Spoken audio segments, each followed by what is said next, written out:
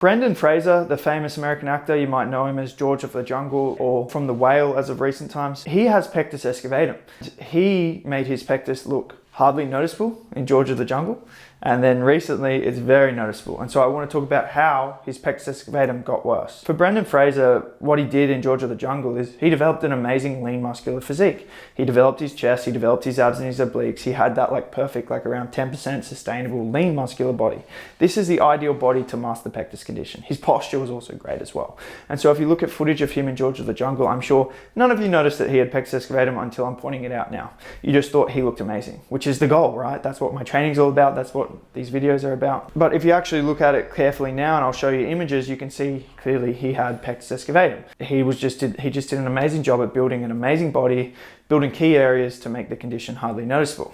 But now you fast forward to Brendan Fraser being overweight, and what you'll notice is, firstly, his body doesn't look great. Like I'm sure he's not confident in his body, which is what we all want to achieve. And secondly, his pectus is a lot more noticeable in a shirt and without a shirt, okay? And a lot of you want to, not notice the pectus even in a shirt, because if you have like a bad physique, you're either really skinny or you're overweight, pectus becomes more noticeable even in a shirt. So you see this image of him in a shirt, you can see obviously there's like a big cavity where the shirt, there's no like tightness on the shirt in his chest, and then obviously his pot belly, rib flare, and then kind of like man boobs is where the shirt's sticking to. So it's not a great look, okay? Whereas in footage of him when he was younger in great physique in a shirt, you wouldn't tell he has pectus. The shirt's just fitting nicely to his chest and not his ribs or anything like that either.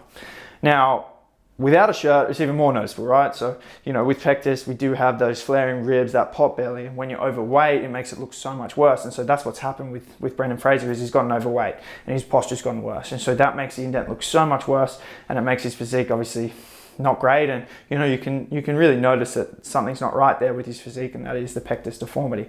For Brendan Fraser, obviously he needs to get back into a nice healthy body fat level, 10 to 12%, lose the fat, open his posture. That's going to make his condition look so much better. This kind of inverse transformation of his is really proof in the pudding to show that pectus excavatum is greatly minimized when you have a great physique. When you have a poor physique and you're overweight, that makes it look way worse. It also goes to show the importance of creating training and exercising and stretching as part of a sustainable lifestyle, because if we build you a great physique now, but this isn't something that becomes part of your lifestyle, you'll lose the physique and then your pectus will look worse again. So ideally this is something that we set up for life, and that's something that I aim to do with my clients, is set them up with the tools and the habits and the understanding and the education to continue this forever. Something you should be doing forever anyway, training, exercising, stretching, and then if we just tailor it a little bit more to pectus, it's perfect. So anyway, I hope you found this video helpful, and I'll see you in the next one.